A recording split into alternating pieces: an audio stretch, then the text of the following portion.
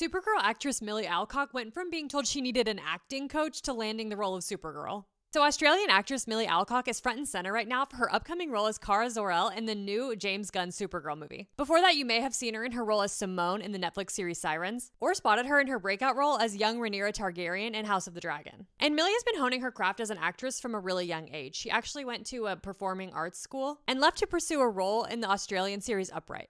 Fast forward to her first big break, she lands the role of young Rhaenyra Targaryen in House of the Dragon, and then her acting came into question. She told the story on Jimmy Fallon, but apparently on the second day of filming House of the Dragon, she rolled up and one of the higher up executives kind of pulled her to the side and was like, don't worry, we're gonna get you an acting coach.